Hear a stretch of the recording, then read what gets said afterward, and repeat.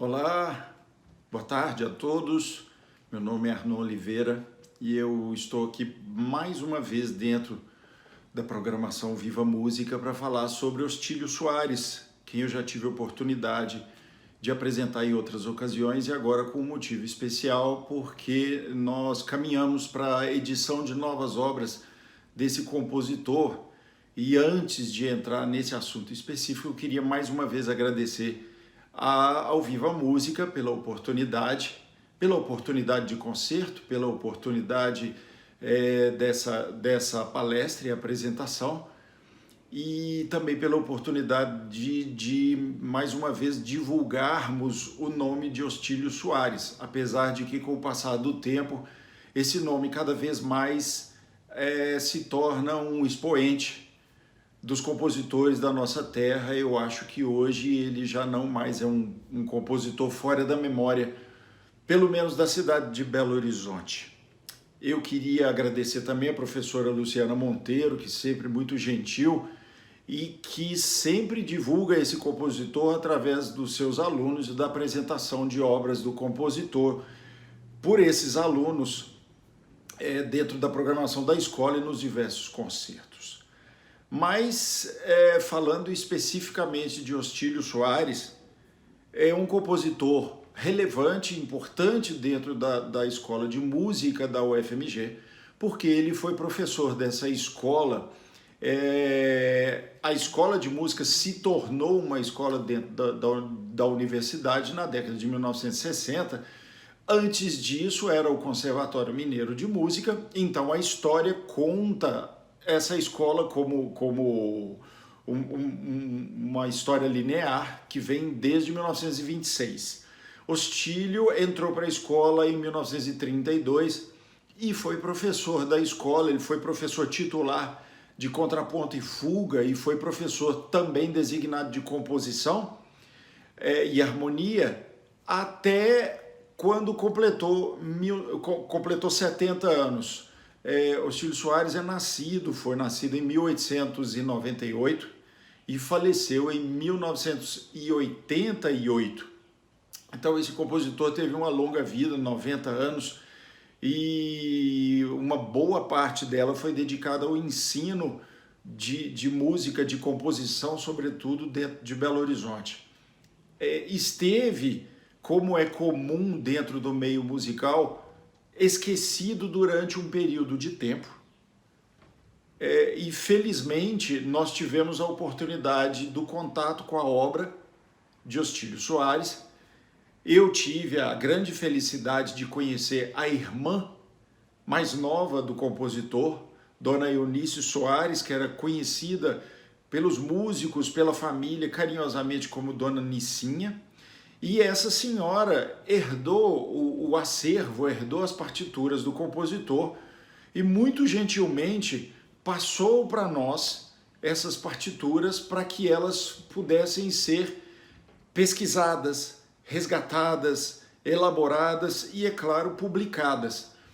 É claro também, como a consequência disso tudo, executadas, pois várias delas, infelizmente, durante a vida do compositor não tiveram essa condição, não puderam ser executadas por uma série de fatores. Então, para mim é sempre interessante contar um pouco da história do que aconteceu com o compositor, com a questão do acervo de partituras e também desse resgate que nós fazemos já desde 1995, mais ou menos, quando eu tive contato pela primeira vez com as partituras do compositor. Então essa é também uma história que vale a pena ser contada para todos vocês, porque envolve um outro compositor e figura muito importante dentro da escola de música, que é o professor Oílian Lana. O que acontece com muitos musicólogos, quando tem contato com compositores, muitas vezes são aquilo que nós chamamos de coincidências históricas. E nem sempre nós, que abordamos determinados compositores, temos a intenção ao longo da vida de termos esse contato. Muitas vezes isso acontece por aquilo que podemos chamar de sorte.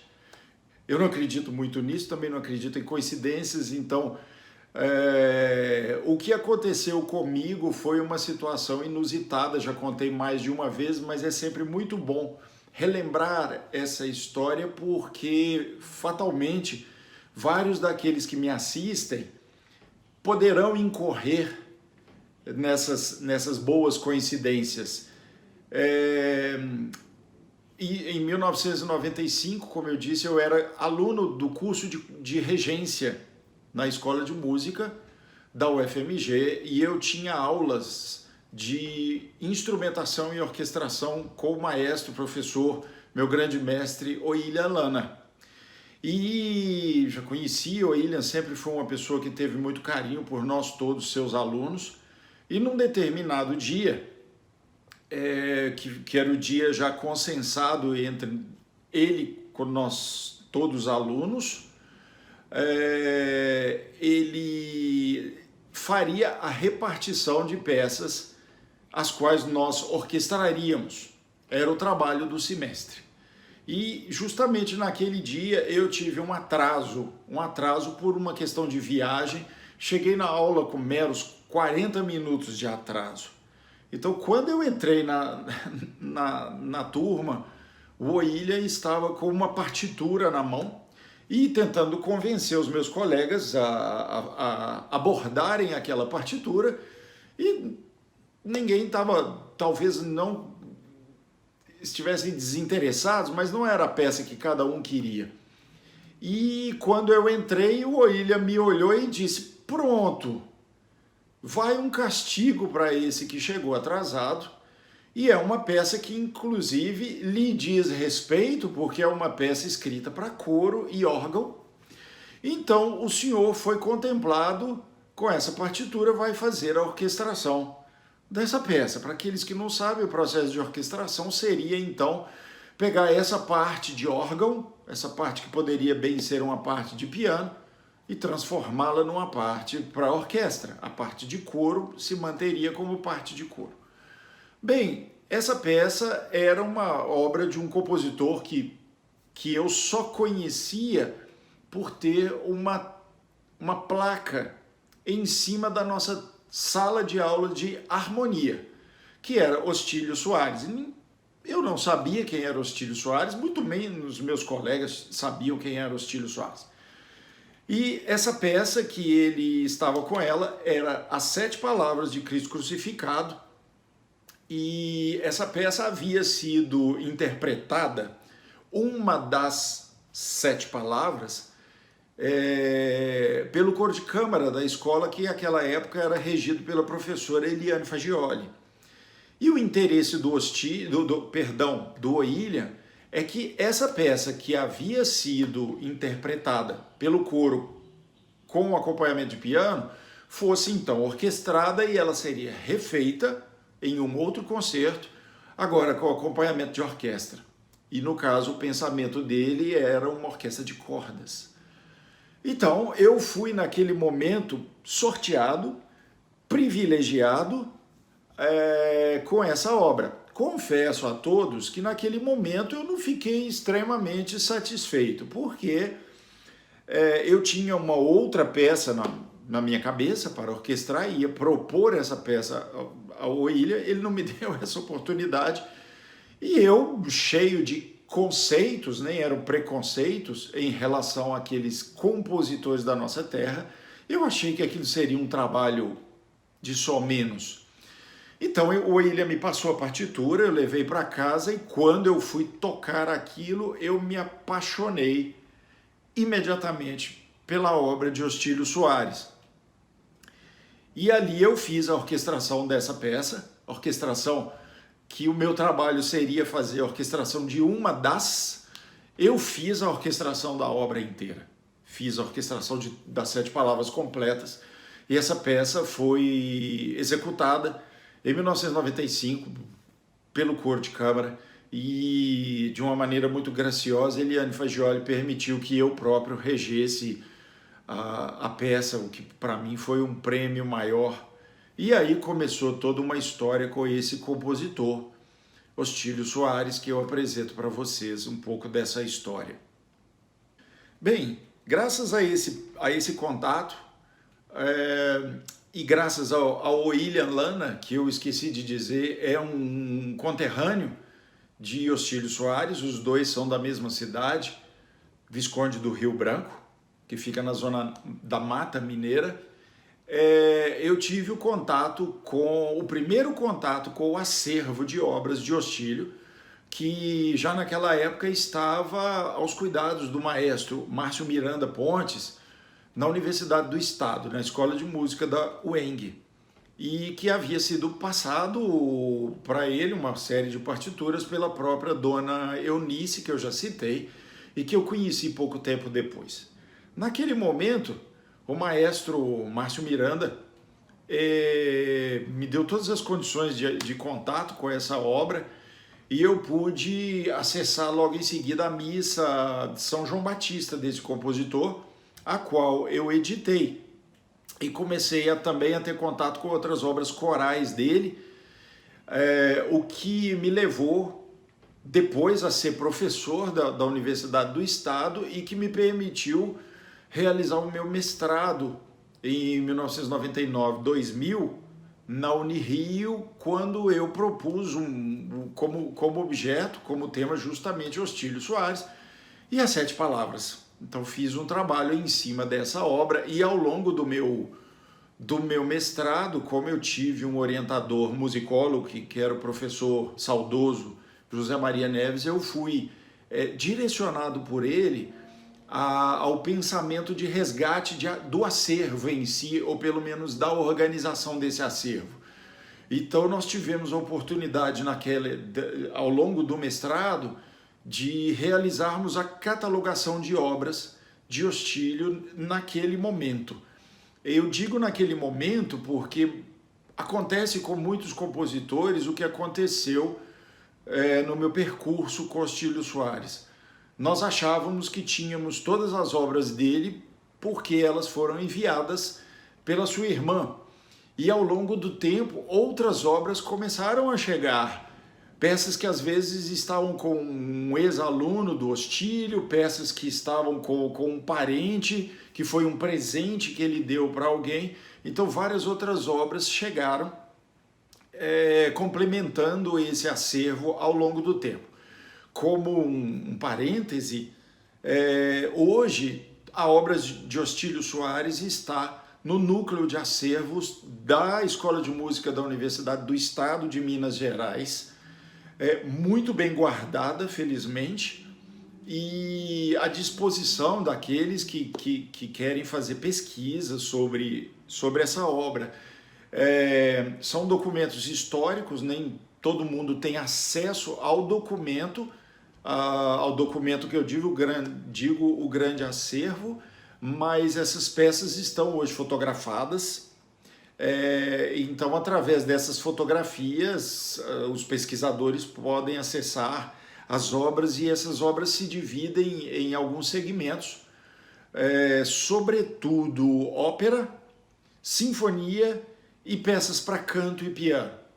Ostílio Soares não tem uma grande quantidade de obras, mas é uma quantidade significativa porque ele reviu essas peças ao longo da sua existência. Ele tinha esse hábito, então o fato dele ter composto em vida 4 sinfonias é bastante significativo, porque essas obras foram revisitadas por ele, reescritas em vários momentos. Então isso mostra como foi a evolução desse compositor e como ele era um mestre na escrita, sobretudo contrapontística.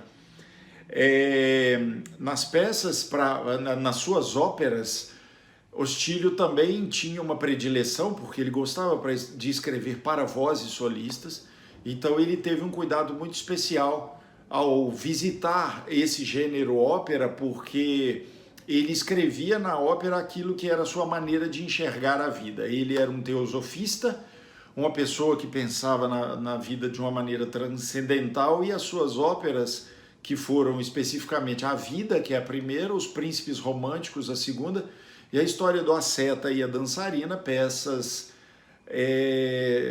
que foram pensadas dentro dessa sua filosofia de vida. Agora eu entro um pouco naquilo que nos diz respeito nesse momento, que são as canções para canto e piano, que estão terminando de ser editadas, agora serão publicadas no primeiro volume, que teremos um segundo complementando um ciclo. Ostílio é daqueles compositores que nós não podemos dizer que foi um compositor original dentro da sua escrita, daqueles que criaram novas maneiras do pensar musical, mas como bem diz o maestro William Lana, o Ostílio foi um mestre na maneira como ele pensou a sua obra. Ele era um mestre na escrita da harmonia, um mestre na escrita do contraponto e fuga, e ele deixou isso muito bem sedimentado e elaborado dentro das suas obras.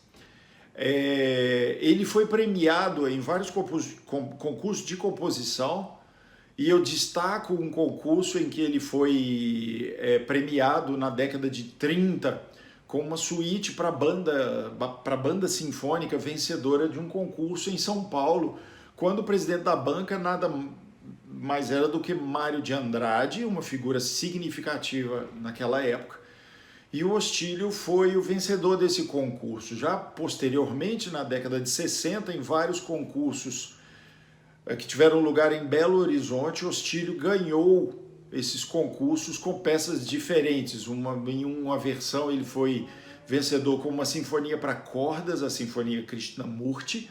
Numa outra ele foi vencedor com a Missa São João Batista. Numa outra ele foi vencedor com uma coletânea de canções chamada 5 canções em vernáculo, 5 canções em português no caso. E essas obras, essas 5 canções, são as obras que nós escolhemos para uma edição dentro do selo da Escola de Música, o selo Minas. E essas peças, elas têm uma característica que mostram um compositor abordando a poesia de pessoas significantes, como é Machado de Assis, em 2 das peças, mas que não existem, não tem entre uma e outra uma ligação temática específica. Ele fez uma coletânea a qual ele queria apresentar dentro desse concurso.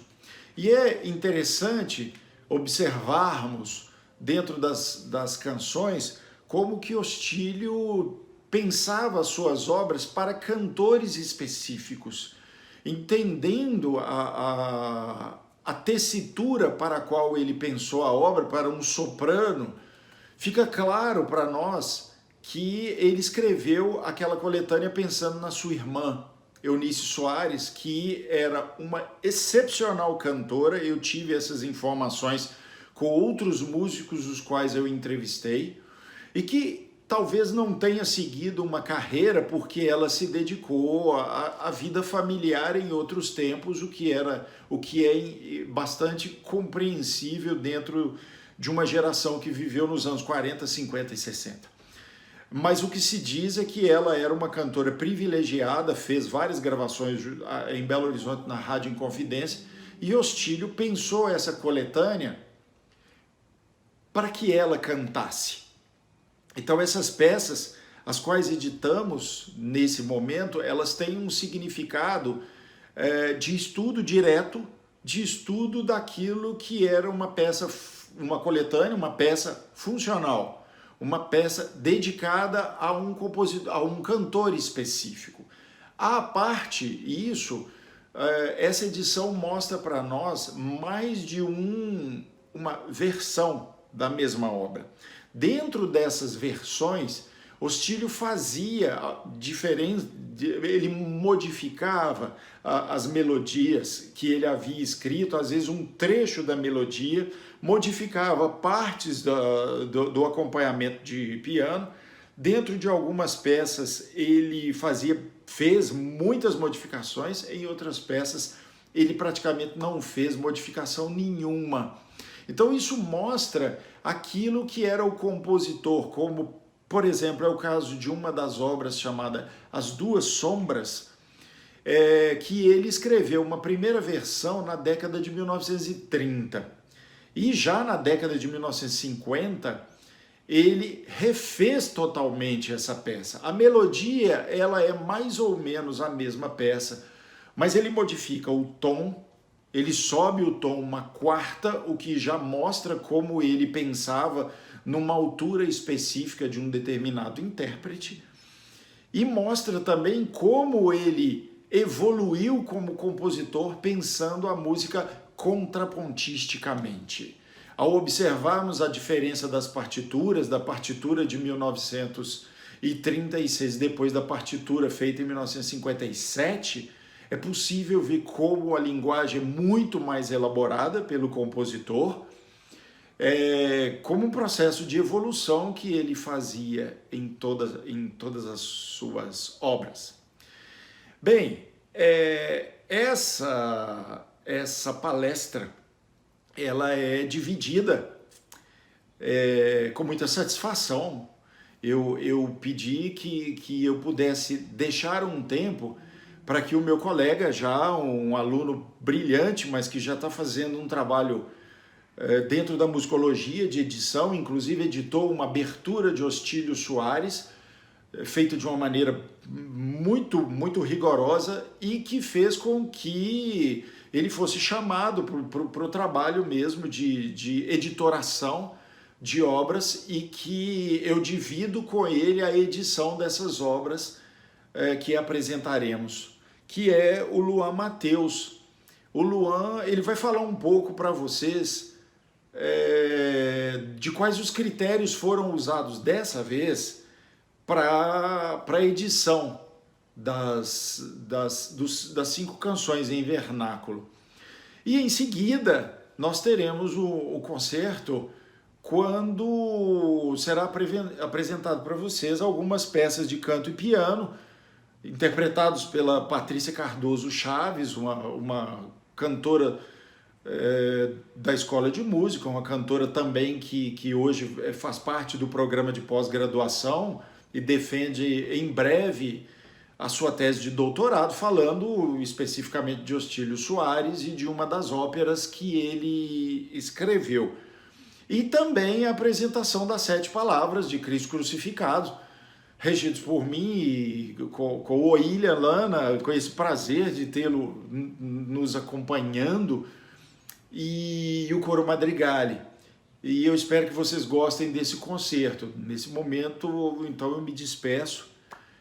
Espero que vocês mantenham esse nome na cabeça, Ostílio Soares, isso é sempre muito importante. Busquem outras obras executadas por ele no YouTube. Hoje nós já temos uma quantidade de peças editadas, apresentadas, e eu passo a palavra ao Luan para que ele mostre para vocês alguns dos critérios utilizados nessa edição das peças. Muito obrigado, até um próximo encontro.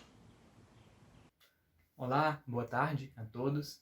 Eu gostaria de agradecer ao espaço que o Arnon deixou aqui para que eu pudesse participar dessa palestra sobre as edições das canções do Ostílio Soares.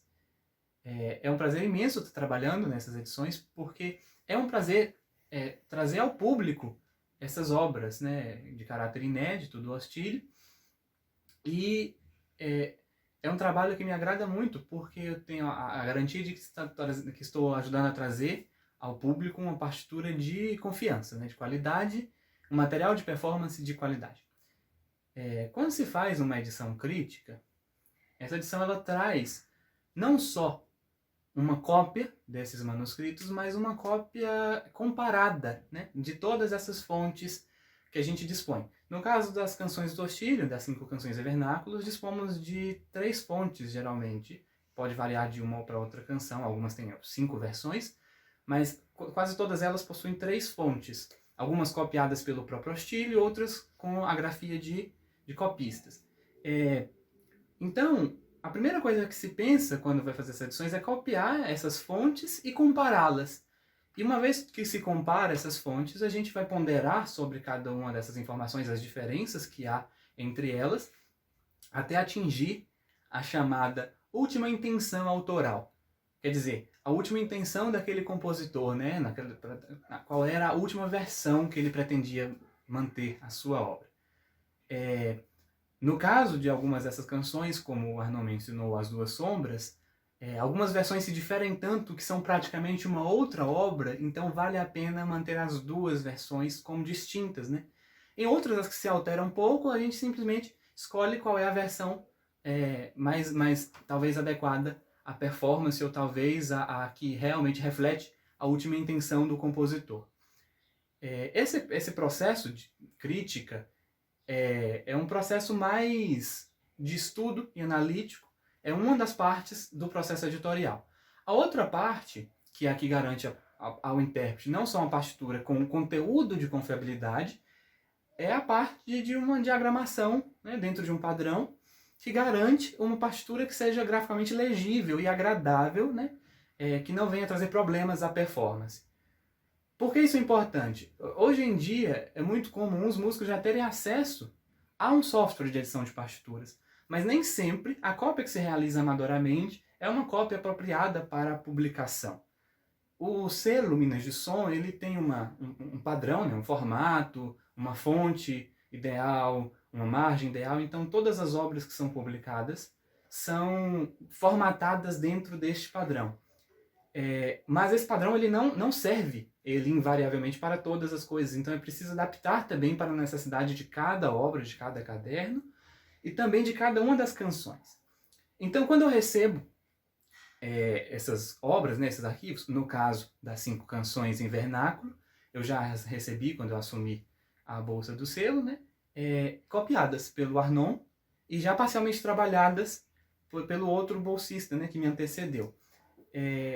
Então, eu não tive que fazer o processo de cópia, ele já tinha sido realizado. Mas eu precisava colocá-lo nos padrões de diagramação do selo. Então, a primeira etapa foi, né, no meu processo de trabalho, achar uma margem que fosse igual para todas essas canções e conseguir lidar com os espaçamentos de uma maneira uniforme. O desafio disso é que todas as canções são diferentes entre si, então todos os tamanhos, né, as dimensões, elas não vão funcionar se eu escolher apenas uma dimensão, um número, para todas as canções. Então é preciso estabelecer um padrão de proporção e adaptá-lo para cada uma delas, de modo que eu possa aproveitar bem o espaço e garantir uma unicidade, uma organicidade nessa partitura. Outro detalhe importante também é a boa distribuição dos compassos nos sistemas e dos sistemas nas páginas, garantindo uma visualização clara, e também o trabalho de tratar a distribuição de sistemas para evitar viradas de página em lugares que sejam problemáticos, né, na performance. Então todos esses critérios do lado da diagramação contribuem para que a gente tenha não só uma partitura com conteúdo confiável, mas uma partitura que facilite o processo de leitura e de execução do intérprete. Algumas coisas também são necessárias de ser adaptadas no que diz respeito ao como é escrito.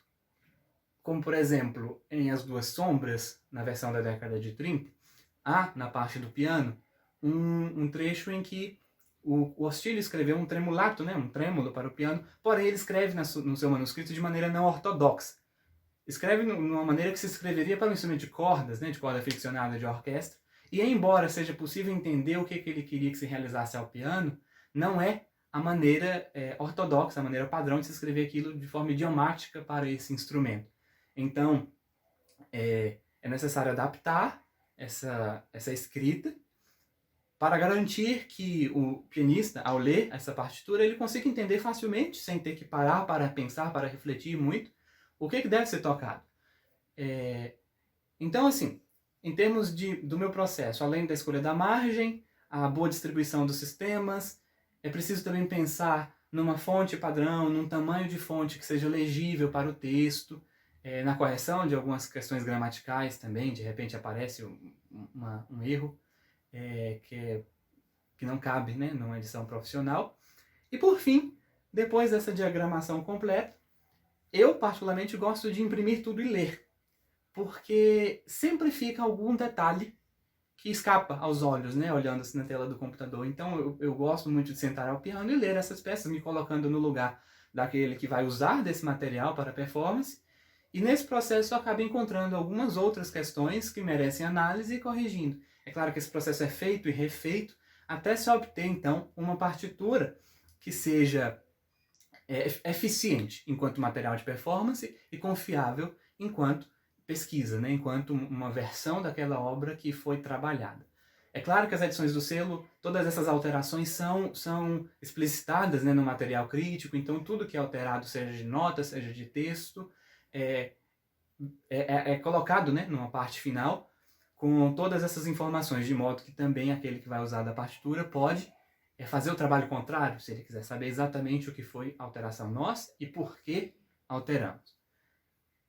Essa foi, portanto, uma breve descrição desse processo editorial que o selo realiza. Ele é levemente adaptado para cada um dos cadernos, mas ele segue sempre esse mesmo rumo, né? Um padrão gráfico e também um critério quanto ao conteúdo, sempre em parceria com o pesquisador. Tudo isso para garantir, né, para trazer partituras de música brasileira de caráter inédito, sempre de maneira que seja de qualidade, um material de performance de qualidade e confiável. Bem, muito obrigado a todos vocês pela atenção e bom concerto.